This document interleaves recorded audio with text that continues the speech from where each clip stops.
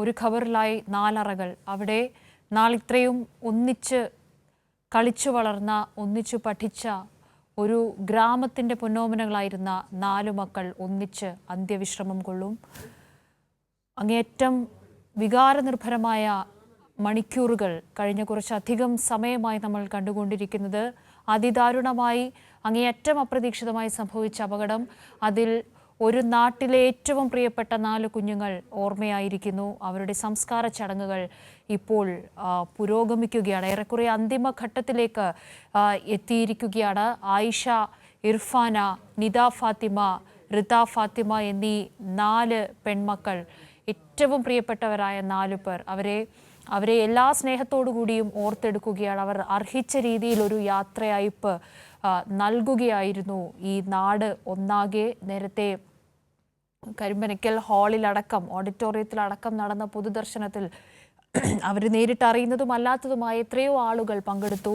സംസ്ഥാന സർക്കാരിനെ പ്രതിനിധീകരിച്ചും ആ നാട്ടിലെ മുഴുവൻ ജനപ്രതിനിധികളും ജില്ലാ ഭരണകൂടത്തിൻ്റെ ഉദ്യോഗസ്ഥരും അവർ പഠിച്ച കരിമ്പ ഗവൺമെൻറ് ഹയർ സെക്കൻഡറി സ്കൂളിലെ അധ്യാപകരും വിദ്യാർത്ഥികളും അടങ്ങുന്ന ഒരു വൻ ജനാവലി അവർക്ക് യാത്ര പറയാൻ വേണ്ടി എത്തിയിരുന്നു. അവരെ ഈ ഒരു യാത്രയയപ്പിൻ്റെ സമയത്തും സ്നേഹത്തോടു കൂടി ചേർത്ത് പിടിക്കുന്നു എന്ന് അറിയിക്കാൻ വേണ്ടി എത്തിയിരുന്നു. ആ കുടുംബത്തിൻ്റെ വേദനയിൽ പങ്കുചേരുന്നതിനു വേണ്ടി എത്തിയിരുന്നു. ഇപ്പോൾ ഏറ്റവും ഒടുവിലായി 4 പേരും ഒന്നിച്ച് ഇനി അന്ത്യവിശ്രമം കൊള്ളും. തുപ്പനാട് ജുമാ മസ്ജിദ് ഖബറിസ്ഥാനിൽ വലിയ തോതിൽ വികാരം അണപൊട്ടി ഒഴുകുന്ന സന്ദർഭങ്ങൾ, മണിക്കൂറുകൾ കൂടിയാണ് നമ്മൾ കടന്നുപോയത്. വാക്കുകൾ കൊണ്ട് വിവരിക്കാനാകാത്ത വിധം ഒരു വേദന അത് അവിടെ എത്തുന്ന എല്ലാവരും പങ്കുവയ്ക്കുന്നുണ്ടായിരുന്നു. ഒരുപക്ഷെ ഈ 4 പേരെയും നേരിട്ടറിയാത്തതായ 100 കണക്കിന് ആളുകൾ അവിടെ എത്തി അവരുടെയൊക്കെയും വേദന ഈ ഒരു ഘട്ടത്തിൽ പങ്കുവച്ചു.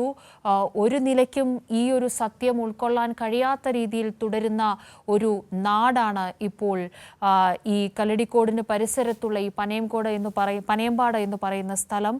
ഈ പനയമ്പാട് തന്നെ അയലത്തുകാരായി താമസിച്ചവരാണ് എല്ലാവരും. അടുത്തടുത്ത വീടുകളുടെ മുറ്റങ്ങളിലാണ് ഇന്ന് രാവിലെ എല്ലാവരുടെയും ചേതനയറ്റ ശരീരങ്ങൾ എത്തിച്ചത്. അവിടെ നിന്ന് ഇങ്ങോട്ട് നമ്മൾ കണ്ട കാഴ്ചകൾ അത്രയും വാക്കുകൾ കൊണ്ട് വിവരിക്കാൻ കഴിയാത്തതായിരുന്നു. ഏറ്റവും ഒടുവിലായി ഇനി അവർ 4 പേരും അടുത്തടുത്ത് ഉള്ള അറകളിൽ ഖബർസ്ഥാനിൽ സുഖമായി അന്ത്യവിശ്രമം കൊള്ളുന്നു എന്നുള്ള ഒരു പ്രതീക്ഷ മാത്രമാണ് ബാക്കിയാകുന്നത്. വലിയ തോതിലുള്ള സങ്കടം, വിഷമം അത് അവിടെ എത്തുന്ന എല്ലാവരും പങ്കുവയ്ക്കുന്നുണ്ടായിരുന്നു.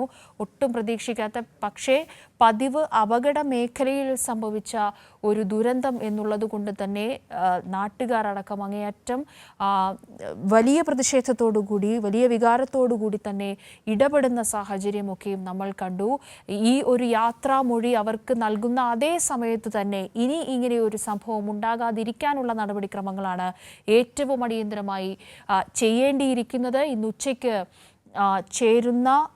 കളക്ടറേറ്റിൽ ചേരുന്ന അടിയന്തര യോഗം മുതൽ അങ്ങോട്ട് പിന്നീട് ഇനി ഒരു ശാശ്വത പരിഹാരം ഈ പ്രശ്നത്തിന് വേണമെന്നുള്ള കർശനമായ ഒരു നിർബന്ധം അത് എല്ലാവർക്കുമുണ്ട്. അത് നാട്ടുകാർക്കുൾപ്പെടെ ഉണ്ട്, സംസ്ഥാന സർക്കാരിനുണ്ട്, ജില്ലാ ഭരണകൂടം അടക്കമുള്ളവരുടെ കൂടി ശ്രമഫലമായി അങ്ങനെ ഒരു തീരുമാനം അല്ലെങ്കിൽ അതിനുവേണ്ട നടപടിക്രമങ്ങൾ കൈക്കൊള്ളുന്നതിനുള്ള ഒരു രീതിയിലൊക്കെ ആയിരിക്കാം ഇനി കാര്യങ്ങൾ മുന്നോട്ട് പോകുക.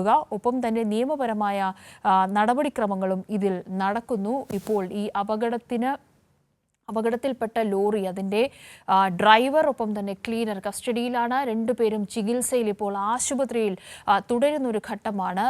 ലോറിയുടെ ഓവർലോഡ് അടക്കമുള്ള കാര്യങ്ങളൊക്കെയും ചർച്ചയ്ക്ക് വിധേയമാക്കും. അതൊക്കെ അന്വേഷിക്കും. നിർണായകമായ CCTV ദൃശ്യങ്ങൾ കൂടുതലായി ശേഖരിക്കും.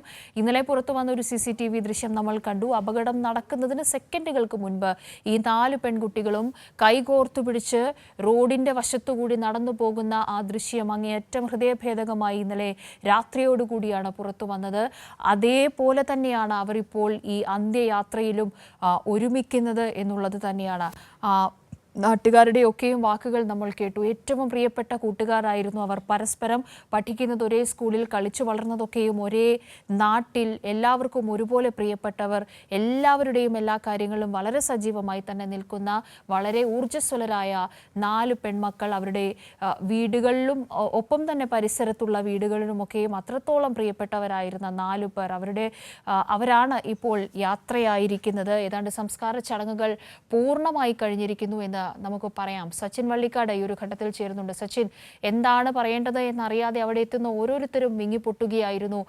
ഈ ഒരു നിമിഷം ആർക്കും ഉൾക്കൊള്ളാൻ കഴിയാത്ത സന്ദർഭത്തിലൂടെയാണ് നമ്മൾ ഇത്രയധികം മണിക്കൂറുകളായി കടന്നുപോയിക്കൊണ്ടിരുന്നത്. ഇപ്പോൾ സംസ്കാര ചടങ്ങുകൾ ഏറെക്കുറെ പൂർണ്ണമായിരിക്കുന്നു.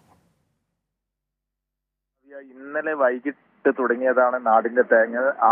കാരണം 4 പിഞ്ചോമനകളായ 8ാം ക്ലാസ് പഠിക്കുന്ന വിദ്യാർത്ഥികളെയാണ് നഷ്ടപ്പെട്ടത്. ഇന്നലെ വൈകിട്ടോടുകൂടി പരീക്ഷ എഴുതി വീട്ടിലേക്ക് മടങ്ങുന്ന വഴിയാണ് ദാരുണമായ സംഭവം നടക്കുന്നത്. ഇന്ന് പുലർച്ചെയോടുകൂടി 5 മണിയോടുകൂടെ മൃതദേഹങ്ങൾ ഏറെ ദുഃഖത്തോടുകൂടെ ബന്ധുക്കളെത്തി പാലക്കാട് മോർച്ചറിയിൽ മൃതദേഹങ്ങൾ വാങ്ങി 6 മണിയോടുകൂടെ 4 പേരുടെയും വീട്ടിൽ മൃതദേഹങ്ങൾ എത്തിച്ചു.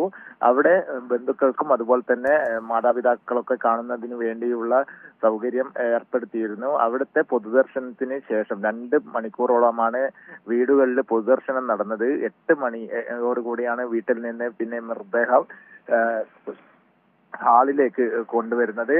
അവിടെയും നിരവധി പേരാണ് എത്തിയത്. മന്ത്രിമാരായ എം.ഡി. രാജേഷ്, കെ കൃഷ്ണൻകുട്ടി, അതുപോലെ തന്നെ പാലക്കാട് ജില്ലാ കളക്ടർ എസ് ചിത്ര അടക്കമുള്ളവരും പാണക്കാട് സാദിഖ് അലി തങ്ങളും പി കെ കുഞ്ഞാലിക്കുട്ടി അടക്കമുള്ള നേതാക്കളൊക്കെ അവിടെ എത്തി ആദരാഞ്ജലി അർപ്പിച്ചു. തുടർന്ന് തുപ്പനാട് ജുമാ മസ്ജിദിൽ ഖബറടക്കം നടക്കുകയാണ്. അപ്പോൾ പുരോഗമിച്ചുകൊണ്ടിരിക്കുകയാണ്. 12 മണിക്ക് മുൻപ് തന്നെ ഇന്ന് ഖബറടക്കം പൂർത്തീകരിക്കണമെന്ന് അതിനാൽ തന്നെ എത്രയും പെട്ടെന്ന് ഖബറടക്കം പൂർത്തീകരിക്കാനുള്ള പ്രവർത്തനമാണ് പുരോഗമിച്ചുകൊണ്ടിരിക്കുന്നത്. വലിയ ദുഃഖത്തോടു കൂടി തന്നെയാണ് രാവിലെ മുതൽ വിവിധ ഭാഗങ്ങളിൽ നിന്നും ഈ കുട്ടികളെ കാണാൻ വേണ്ടി എത്തിയ 4 വിദ്യാർത്ഥികൾ, അതായത് ഒരുമിച്ച് കളിച്ച്, ഒരുമിച്ച് പഠിച്ച്, ഒരുമിച്ച് യാത്രകളിലൊക്കെ ഒരുമിച്ചുണ്ടായിരുന്നവർ ഒരുമിച്ച് തന്നെ മരണത്തിന് കീഴടങ്ങുന്ന ഒരു സ്ഥിതിയാണ് ഉണ്ടായിരിക്കുന്നത്. ഇന്നലെ വൈകിട്ട് 4 മണിക്ക് 5 വിദ്യാർത്ഥികൾ പരീക്ഷ കഴിഞ്ഞ് വീടുകളിലേക്ക് മടങ്ങുന്ന CCTV ദൃശ്യങ്ങളടക്കം പുറത്തു വന്നിട്ടുണ്ട്. അതിൽ 5 പേര് ഒരുമിച്ച് പോകുന്ന ഒരു ദൃശ്യങ്ങളാണ് പുറത്തു വന്നത്. അതിൽ ഒരു വിദ്യാർത്ഥി മാത്രമാണ് തലനാരിഴക്ക് രക്ഷപ്പെട്ടത്. ബാക്കി 4 പേരും അപകടത്തിൽ തുടർന്ന് മരണത്തിന് കീഴടങ്ങുകയായിരുന്നു. പാലക്കാട് നിന്നും മണ്ണാർക്കാട് ഭാഗത്തേക്ക് സിമന്റും കയറ്റി വന്ന ടോറസ് ലോറി നിയന്ത്രണം വിട്ട് മറിഞ്ഞാണ് അപകടം സംഭവിച്ചത്. ടോറസ് ലോറിക്ക് പിന്നിൽ മറ്റൊരു ലോറി ഇടിച്ചതാണ് ഇത്തരത്തിൽ നിയന്ത്രണം വിടാനുണ്ടായ സാഹചര്യം എന്നാണ് നിലവിൽ ഡ്രൈവർ അടക്കം മൊഴി നൽകിയിരിക്കുന്നത്. ലോറി ഡ്രൈവറും അതുപോലെ തന്നെ ക്ലീനറും നിലവിൽ പോലീസ് അറസ്റ്റ് ചെയ്തിട്ടുണ്ട്. പോലീസിന്റെ മൊഴിയുടെ ഈ ഡ്രൈവറുടെയും ക്ലീനറുടെയും മൊഴിയുടെ അടിസ്ഥാനത്തിലൊക്കെ പോലീസ് നടപടികൾ സ്വീകരിച്ചു വരികയാണ്. അതുമാത്രമല്ല, നാട്ടുകാർ ആരോപിക്കുന്ന ഏറ്റവും പ്രധാനപ്പെട്ട കാര്യം ഈ റോഡിലെ അശാസ്ത്രീയതയാണ്. റോഡ് നിർമ്മാണവുമായി ബന്ധപ്പെട്ടുകൊണ്ട് നിരവധി അശാസ്ത്രീയമായ പ്രവർത്തനങ്ങൾ നടന്നിട്ടുണ്ട്. അതിന്റെ ഭാഗമായിട്ടാണ് ഈ മഴക്കാലം വരുന്നതോടുകൂടി ചെറിയൊരു ചാറ്റൽ മഴ പെയ്താൽ പോലും റോഡ് വാഹനങ്ങൾ തെന്നി മാറുന്ന ഒരു സ്ഥിതിയുണ്ട്. ഇതിന്റെ ഭാഗമായി 2 മാസം മുൻപ് നടന്ന അപകടത്തിൽ 5 പേരുടെ ജീവൻ നഷ്ടപ്പെട്ട അപകടത്തിലും സച്ചിൻ മഴയുണ്ടായിരുന്നു. സമാനമായൊരു സാഹചര്യമായിരുന്നു രണ്ടും, അല്ലേ? തീർച്ചയായും. കാരണം കഴിഞ്ഞ 2 മാസം മുൻപാണ് സമാനമായ രീതിയിൽ തന്നെ ഈ ഭാഗത്ത് അപകടം നടന്നത്. അന്ന് രാത്രിയിൽ കാറ് നിയന്ത്രണം വിട്ട് അപകടത്തിൽപ്പെടുകയായിരുന്നു. അതിന് സമാനമായ രീതിയിൽ തന്നെയാണ് ഇന്നലെയും അപകടം സംഭവിച്ചിരിക്കുന്നത്. കാർ അപകടത്തിൽ 5 പേരായിരുന്നു അന്ന് മരണപ്പെട്ടത്. കോങ്ങാട് സ്വദേശികളായ 5 യുവാക്കളായിരുന്നു അന്ന് മരിച്ചത്. അതിന് സമാനമായ രീതിയിൽ തന്നെയാണ് ഇന്നലെ നടന്ന അപകടവും. കാരണം ലോറി തെന്നിമാറി നിയന്ത്രണം വിട്ട് സമീപത്ത് കൂടെ നടന്നു പോകുന്ന വിദ്യാർത്ഥികളെ ഇടിച്ച് മറിയുകയായിരുന്നു ഉണ്ടായത്. വിദ്യാർത്ഥികൾ ഏറെ പണിപ്പെട്ടുകൊണ്ടാണ് പുറത്ത് എടുക്കാൻ വേണ്ടി സാധിച്ചത്. ക്രെയിനും അതുപോലെ തന്നെ മണ്ണ് മാന്തി യന്ത്രമടക്കം എത്തിച്ചുകൊണ്ടാണ് രക്ഷാപ്രവർത്തനം നടത്തിയത്. നാട്ടുകാരുടെയും ഫയർഫോഴ്സിന്റെ പോലീസിന്റെ നേതൃത്വത്തിലായിരുന്നു രക്ഷാപ്രവർത്തനം.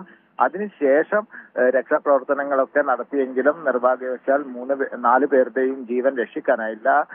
ഒരു കുട്ടി ആശുപത്രിയിൽ എത്തി അപ്പോഴാണ് മരണത്തിന് കീഴടങ്ങിയത്. ബാക്കി 3 പേരും സംഭവ സ്ഥലത്ത് നിന്ന് തന്നെ മരിച്ചു എന്നാണ് പോസ്റ്റ്മോർട്ടം റിപ്പോർട്ടിലുള്ളത്. അത്തരത്തിൽ ദാരുണമായ ഒരു സംഭവം തന്നെയാണ് നടന്നത്. അതിനുശേഷമാണ് ജനങ്ങളുടെ ഭാഗത്ത് നിന്ന് വലിയ പ്രതിഷേധം. ഗതാഗതം സ്തംഭിപ്പിച്ച 1.5 മണിക്കൂറോളം പാലക്കാട് കോഴിക്കോട് ദേശീയപാതയിൽ ഗതാഗതം സ്തംഭിപ്പിച്ചുകൊണ്ടുള്ള പ്രതിഷേധമായിരുന്നു സംഘടിപ്പിച്ചത്. ആ പ്രതിഷേധത്തിന് അയവ് വന്നത് മന്ത്രി കെ കൃഷ്ണൻകുട്ടിയും MLA-മാരായ കെ ശാന്തകുമാരിയും രാഹുൽ മാങ്കൂട്ടത്തിലും അടക്കം എത്തിക്കൊണ്ട് ഈ പ്രതിഷേധക്കാരുമായി സംസാരിച്ചതിന് ശേഷമാണ് ഇന്ന് ഉച്ചയോടുകൂടെ നടക്കുന്ന പാലക്കാട് കളക്ടറേറ്റിൽ നടക്കുന്ന യോഗത്തിൽ കൃത്യമായ തീരുമാനങ്ങൾ ഉണ്ടാകുമെന്ന ഉറപ്പ് നൽകിയ യോഗം സംബന്ധിച്ച വിശദാംശങ്ങൾ എങ്ങനെയാണ് ഇപ്പോൾ ലഭിക്കുന്നത്? ജില്ലാ കളക്ടർ ആണോ യോഗത്തിൽ അധ്യക്ഷയാവുക? ഒപ്പം പങ്കെടുക്കുന്ന പ്രതിനിധികൾ ആരൊക്കെ? കാവ്യ, രാവിലെ 11 മണിക്കാണ് യോഗം തീരുമാനിച്ചത്. ഇപ്പോൾ പുതുതായിട്ട് കളക്ടറേറ്റിൽ നിന്നും ലഭിച്ച അറിയിപ്പ് യോഗം ഉച്ചയ്ക്ക് 2 മണിയിലേക്ക് മാറ്റിയിട്ടുണ്ട്. അതിൽ പ്രധാനപ്പെട്ട കാരണം പറയുന്നത് ഈ കുട്ടികളുടെ ഗവറടക്കം നടക്കുന്നതിനാൽ ഗവറടക്കം പൂർത്തിയായതിനു ശേഷം മാത്രം യോഗം ചേർന്നാൽ മതി എന്ന ഒരു തീരുമാനത്തിൽ എത്തിയിട്ടുണ്ട്. അതിന്റെ അടിസ്ഥാനത്തിൽ ഉച്ചയ്ക്ക് 2 മണിക്ക് ശേഷം യോഗം നടത്താനാണ് ഇപ്പോൾ തീരുമാനിച്ചിട്ടുള്ളത്. പാലക്കാട് കളക്ടറേറ്റിൽ നടക്കുന്ന യോഗത്തിൽ മന്ത്രിമാരായ കെ കൃഷ്ണൻകുട്ടിയും MP രാജേഷും പങ്കെടുക്കും. ജില്ലാ കളക്ടറും പങ്കെടുക്കും. അതുപോലെ തന്നെ മറ്റ് ജനപ്രതിനിധികൾ, MLA-മാർ, പഞ്ചായത്ത് പ്രസിഡന്റുമാർ, പിന്നെ വകുപ്പ് ഉദ്യോഗസ്ഥർ, ഗതാഗത വകുപ്പിന്റെയും പൊതുമരാമത്ത് വകുപ്പിന്റെയും നാഷണൽ ഹൈവേയുടെ ഒക്കെ ഉദ്യോഗസ്ഥരും പങ്കെടുക്കുമെന്ന് അറിയിച്ചിട്ടുണ്ട്. അതുപോലെ തന്നെ നാട്ടുകാരെ പ്രതിനിധീകരിച്ചിട്ടുള്ള ആളുകളും ആ യോഗത്തിൽ പങ്കെടുക്കുമെന്നാണ് അവസാനമായി അറിയിച്ചിട്ടുള്ളത്.